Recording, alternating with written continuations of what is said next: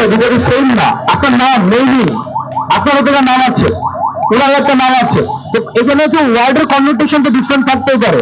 Tag এটুকু negative অর্থে ব্যবহার করা হয়েছে, যেন আপনাকে শাহবাগী বলা, আপনাকে হচ্ছে যে জামাতি বলা, বামাতি বলা, ডানহাতি বলা, হচ্ছে ওই ট্যাগটা বোঝানো হয়েছে এখানে। এখানে ট্যাগ বলতে নিজের ম্যাকদার একটা নাম আছে, আমার একটা নাম আছে, সবাই এক জায়গায় একমত হয়ে যাবে, এটা তো অস্বাভাবিক অবস্থা। আমরা যদি সবাই একসাথে এক বিষয়ে একমত হই, এটা হচ্ছে পৃথিবীর সবচেয়ে অস্বাভাবিক অবস্থা। সবার চেয়ারের কালার সেম না, সবার নাম সেম না, সবার আদর্শ সেম হবে না। কিন্তু আমার প্রশ্ন হচ্ছে, এটা প্রো বাংলাদেশি কিনা, এটা প্রো পিপল কিনা, এটা প্রো স্টুডেন্ট কিনা, এটা প্রো আপনার কিনা, এটা কি বলা যায়? এটা আমি যদি যতক্ষণ পর্যন্ত জনমুখী থাকছি, ছাত্রমুখী থাকছি, ততক্ষণ পর্যন্ত সেটা ট্যাগ না। কিন্তু আপনাকে মাইনাস করে দেওয়ার জন্য, আপনাকে হিউমিলিয়েট করার জন্য, আপনার সাথে আমার যখনই আপনার মতের সাথে আমি আর্গুমেন্ট যেখানে থেমে যায়, সেখান থেকে হচ্ছে পার্সোনাল অ্যাটাক শুরু হয়। যেখান থেকে আমি আপনার সাথে আর্গুমেন্টে পারবো না, যুক্তি যেখানে থেমে যাবে, সেখান থেকে পার্সোনাল অ্যাটাক শুরু হবে। ওই পার্সোনাল অ্যাটাক থেকেই ট্যাগ শুরু হয়। কিন্তু এখানে কেউ ট্যাগের, আমার মনে হয় না যে এখানে ট্যাগ নিয়ে কেউ বসে আছে। এটাকে দলীয় পরিচয় বা একটা সাংগঠনিক পরিচয় বা প্ল্যাটফর্মের পরিচয়। ধন্যবাদ। 9 দফার সাথে একমত হয়ে আমরা আন্দোলনে ছিলাম।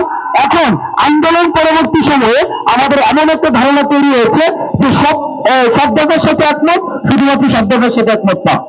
তো এই যে পোলারাইজেশন বা মিক্স সার্কিটে গিয়ে যার সার্কিটে ফিরে যাওয়া, এটাকে আমরা একটু মনে করছি এই জায়গার প্রশ্নটা মনে হয় সমাধান হয় নাই।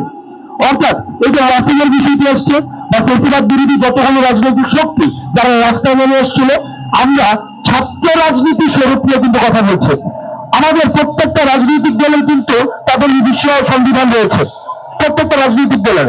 এবং আমার জানা মতো আমি যে সংবিধানগুলো পড়েছি, রাজনৈতিক দলের গঠনতন্ত্র, সংবিধান না গঠনতন্ত্র, সেখানে দেখেছি 18 বছরের পরেই কিন্তু সেখানে হচ্ছে ফাংশনাল হওয়া যায়, মানে পলিটিক্যালি ফাংশনাল হওয়া যায়। আমরা কিন্তু সেটা বলছি না যে এখানে ছাত্র রাজনীতিকে নিষিদ্ধ করা, বরং আমরা বলতে চাচ্ছি দলীয় যে এজেন্ডা থাকবে, সেটাকে আপনি আপনার ওই যে মাদার টিমে, ওই মাদার টিমে আপনার ওই পলিটিক্স আপনি করেন, সেটা তো আপনাদেরকে বাধা দিচ্ছে না। আমি যদি ছাত্র দলের রাজনীতি করি, ক্যাম্পাস আমাকে কেন বাধা দিবে? কেন? কিন্তু সেটা যেন ছাত্র দলের আমি এজেন্ডা বাস্তবায়নের জন্য যেন আমি ক্যাম্পাস থেকে ব্যবহার না করি, আমার কোনো শিক্ষার্থীকে যেন ব্যবহার না করি, আমি যেন হলগুলিকে ব্যবহার না করি, আমার এজেন্ডা যেন ক্যাম্পাসের মধ্যে ব্যবহার না হয়। কারণ আমরা যে দুঃখ স্মৃতি নিয়ে বড় হয়েছি, আমি এই ক্যাম্পাসের মধ্যে যে প্রশ্নটা করেছি সেও জানে যে এই ক্যাম্পাসের মধ্যে পলিটিক্যাল ভিকটিম যারা ছিল তাদের মধ্যে অন্যতম।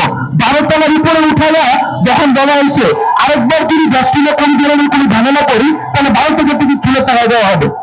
আমরা হচ্ছি যে হাফিজুল্লাহ উত্তরসূরি। সুতরাং এই ছাত্র রাজনীতি কয়েকজনকে বেনিফিটেড করে আমরা সেটা দেখেছি। 2-3 জন মাথা পড়া সবাই ঘন্টা পেঁচায় হচ্ছে লাইব্রেরিতে পড়তে আসে, আমরা সেটাও দেখেছি।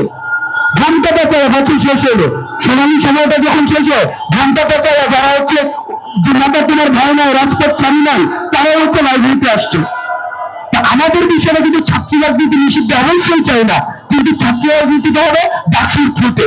এখন এই ডাকসুটাই কিভাবে রিপ্লেস হয়, কিভাবে সেটার যে পিটফলস গুলো রয়েছে, এই জন্য একটা কথা বলেছি যে এটাকে কিভাবে আমরা স্টুডেন্ট করতে পারি। আমরা আমাদের প্রক্রিয়াটি মনোনীত রাষ্ট্র যেটা বলছি তাই